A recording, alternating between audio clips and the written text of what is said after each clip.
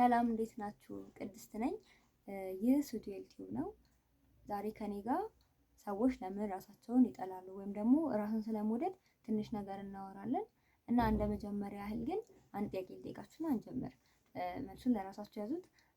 ሰዎች ለምን ራሳቸውን የሚጠሉ ይመስላችኋል? ማለትም ለራሳቸው ያላቸው አመለካከት፣ ለራሳቸው ያላቸው ወይም ደግሞ ሊኖራቸው የሚገባው ሪስፔክት፣ ለራሳቸው መስጠት ያለበትን ትሪትመንት ሳይሰጡ ይቀሩና ለሰዎች ግን በጣም ጥሩ ሆነው የምናገኛቸው ሰዎች አሉ። ሰዎች ወይኔ እንትና ለሰው እንደዚህ ናት፣ ለሰው እንደዚህ ናት የሚባልላቸው ግን ደግሞ እነሱ ጋር ስንመጣ ለራሳቸው ምንም አይነት ግድ የሌላቸው ራሳቸውን የማይወዱ ምናምን አይነት ሰዎች ይሆናሉ። እና ይህ ለምን የሚሆን ይመስላችኋል?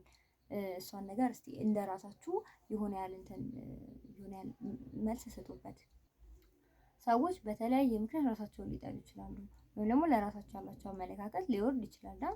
ግን ከነዛ መካከል በጣም ቤዚክ የሚባሉትን አራቱን ዛሬ እነግራችኋለሁ ማለት ነው። መጠን አድርጌ ነው የምነግራችሁ፣ አዳምጡ። የመጀመሪያው ነገር ራሳቸውን ሳያውቁ ሲቀሩ ነው።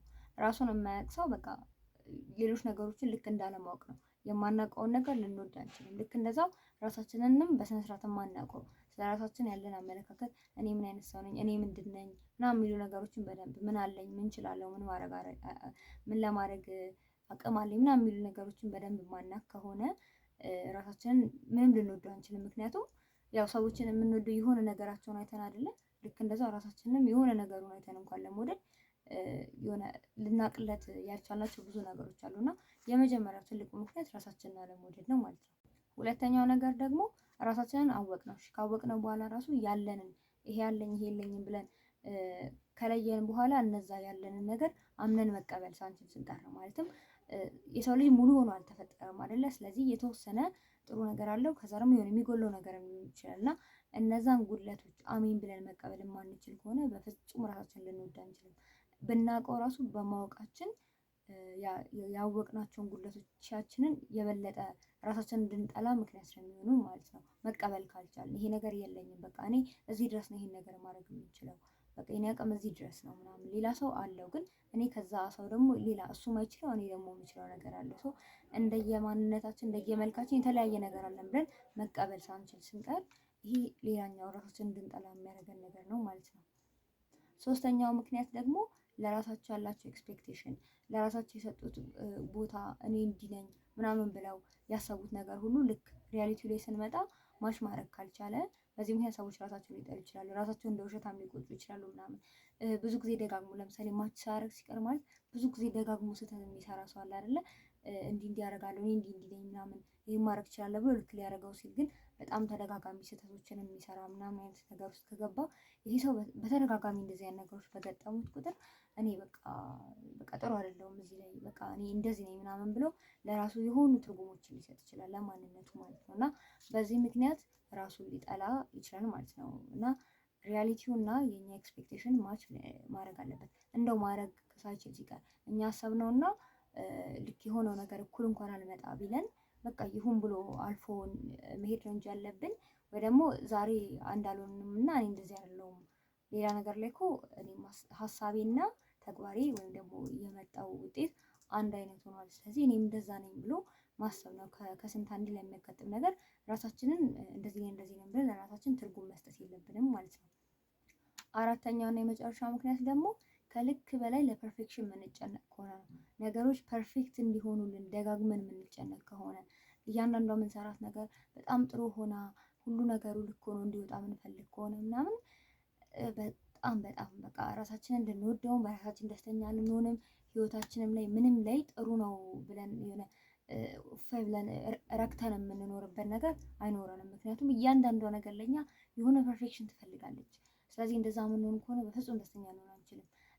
ቅድም ካልኩት ጋር ከስህተቱ ጋር አሁን ስህተቶች የሰው ልጅ በቃ በሆነ ምክንያት ሊሳሳት ይችላል አይደለ?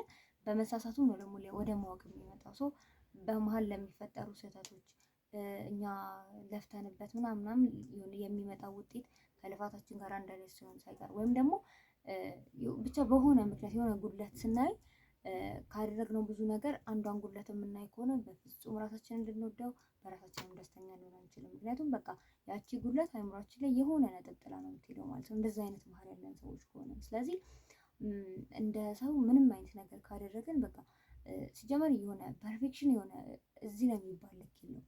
ለእኛ ፐርፌክት ነው ብለን ያለፍነው ነገር ሌላ ሰው ጋር ሲሄድ ሌላ ነው፣ ሌላ ሰው ጋር ሲሄድ ሌላ ነው። ከኛ የተሻለ ሊሰራው የሚችል ሰው አለ። ወይም ደግሞ ከኛ የወረደ ነገር ይዞ ግን ፐርፌክት ተብሎ የተቀመጡ ነገሮች አሉ እና እነዚህ ነገሮች ሁሉ ባሉበት ሁኔታ ፐርፌክሽን ይሄ ነው የሚባል ነገር የለም። በቃ አሪፍ ሊባል እንጂ ፐርፌክሽን እዚህ ጥግ ድረስ ነው ብለው ሊቀመጥ አይችልም። እና በቃ መስራት እስካለብን አቅማችን ሆኖ ለግመን አይሁን ወይም ደግሞ ጊዜ እያለን ብዙ ነገሮች ማድረግ እየቻለን ሳንሰራ ቀርተን አይሁን፣ ግን ከኛ መውጣት ያለበት አቅም ሁሉ ወጥቶ የሆነ ነገርን ሰርተን ከሆነ በቃ እዛ ድረስ ከሰራን ይበቃል። ለቀረው ነገር በቃ ፐርፌክት ሆነም አልሆነም የኛ ማንነት እኛ ለራሳችን ልንሰጥ የሚገባውን ቦታ እኛና እኛ መሀል ማለት ራሳችን መሀል ያለውን ፍቅር ራሳችንን መሀል ያለውን መታወቅ ማፍረስ የለበትም ማለት ነው። በቃ ፐርፌክሽን ጥግ የለውም። ስለዚህ እስከ ተወሰነ ድረስ ሰርተናል፣ እስከ አቅማችን ድረስ ሰርተናል። ከዛ በተረፈ ላይ የሚመጣው ነገር እንግዲህ በቃ ያቅማችን ነው። ምንም ነገር ቢፈጠር ፐርፌክሽን ከእናንተ በታችም ያለ ሰው እንዳለ ማሰብ አለባቸው እንዳለ። ስለዚህ ከልክ በላይ ለፐርፌክሽን መጨነቅ ራሳችንን የሆነ ሰዓት ላይ ጠልተነው እንድንገኝ ያደርገናል እና ለእነዚህ ነገሮች ቦታ ባንሰጥ ጥሩ ነው እና አብዛኞቻችን ከነዚህ ከአራት አንዱ ወይ ደግሞ አራቱ ወይ ሶስቱ ምናምን ብቻ የሆነኛው ችግር ሊኖርብን ይችላል። ሶ ከነዚህ መካከል እነዚህ ነገሮች በተቻለን አቅም ፊገር አውት ማድረግ ከቻልን ከራሳችን ላይ ማለት ነው በጊዜ ሂደት እያስተካከልናቸው የሆነ ሰዓት በደንብ ከራሳችን ጋር ያለን ኮሚኒኬሽን፣ ለራሳችን ያለን ሪስፔክት፣ ለራሳችን ያለን ቦታ ሊስተካከል ይችላል ማለት ነው። ብዙ ጊዜ የሚሰራው ስህተት ምንድነው? ለሰዎች ጥሩ እንሆናለን፣ ግን ለራሳችን ጥሩ አይደለም። ይሄ ጥሩነት የሆነ ሰዓት ላይ መቋረጡ አይቀርም። ማለት የፈለገ ጥሩ ብንሆን የሆነ ራሳችን ጋር የሌለ ነገር ስለሆነ ከልባችን የወጣ ነገር ስለሆነ ሰዎችን እኮ ከልባችን ነው የምንወደው እያስመሰልን እኮ አይደለም፣ ግን የሆነ ሰዓት ይሰለቸናል። ምክንያቱም ራሱን ያልወደደ ሰው ለእሱ ህይወት ቫልዩ የለውም። ስለዚህ ቫልዩ ማንሰጠው ከሆነ ደግሞ የሆነ ሰዓት ይቅራ ሰው ለኔ ምንድን ነው የሚል ሁኔታ ውስጥ ልንገባ እንችላለን። ስለዚህ አስቀድመን ያው እግዚአብሔርም ያለው መጀመሪያ ባልንጀራ እንደራስ ውደድ አይደል ያለው። ስለዚህ መጀመሪያ ራሳችን እንወዳለን፣ ከዛ ባልንጀራችን እንወዳለን ማለት ነው። እንደማን እንደ ራሳችን። ልክ እንደ ራሳችን ስንወደው አሪፋው መውደድም እኮ ስለሆነ አይደል? እንደ ራሱ ውደደው ማለት በደንብ ውደደው ማለት ነው። ስለዚህ መጀመሪያ ራሳችንን ወደድን ማለት በደንብ ነው የምንወደው ማለት ነው። ከዛ በኋላ ሌላ ሰዎችን መውደድ፣ ለሌላ ሰዎች ትሪትመንት መስጠት፣ ብዙ ነገር ማድረግ እንችላለን ማለት ነው። ስለዚህ ባለን አቅም ልክ ሰዎችንም ራሳችንን ለመውደድ እንሞክር ማለት ነው። መጀመሪያ ግን ራሳቸውን ውደዱ።